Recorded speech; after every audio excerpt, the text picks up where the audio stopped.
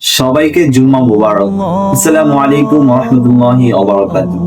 আমি এই জুমার দিন ছোট্ট একটি আমলের কথা বলবো। ছোট্ট বলতে এই আমলের ফজিলত অনেক বড়। রাসূল সাল্লাল্লাহু আলাইহি ওয়াসাল্লাম বলেছেন, শেষ জমানায় সবচেয়ে বড় ফিতনা হচ্ছে দাজ্জালের ফিতনা।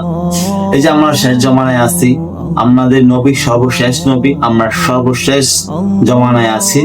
এই শেষ জমানায় কিয়ামতের আলামত অনেক আছে, এর মধ্যে সবচেয়ে বড় আলামত দাজ্জাল প্রকাশ পাবে। সেই দাজ্জালের হাত থেকে যে মুক্তি পাবে সে জান্নাতে যাবে। এখন এই দাজ্জালের হাত থেকে কিভাবে মুক্তি পাবে এটা রাসূল সাল্লাল্লাহু আলাইহি ওয়াসাল্লাম বলে দিয়েছেন।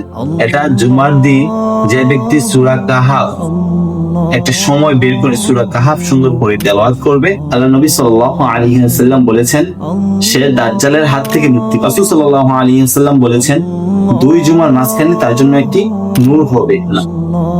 যে ব্যক্তি সূরা কাহাফ তেলাওয়াত করবে সে এই দাজ্জালের ফিতনা থেকে রক্ষা পাবে। দাজ্জালের ফিতনা শেষ জমানার সবচেয়ে বড় ফিতনা। এই ফিতনা থেকে সে রক্ষা পাবে। সূরা কাহাফ তেলাওয়াত করলে তার অন্তরে প্রশান্তি পাবে, সে গুনাহ থেকে বেঁচে থাকবে। গুনাহ মাফের একটি মাধ্যম। তাছাড়া সূরা কাহাফের মধ্যে অনেক ঘটনা বর্ণিত আছে, যেমন মুসা এবং খিজির আলাইহিস সালাম এবং জুলকারনাইনের গুহার মধ্যে যে যুবকরা আটকে থাকে ওই কাহিনী। এবং আল্লাহ তাআলা আমাদেরকে সূরা কাহাফ আমল করার তৌফিক দান করুন। আমিন।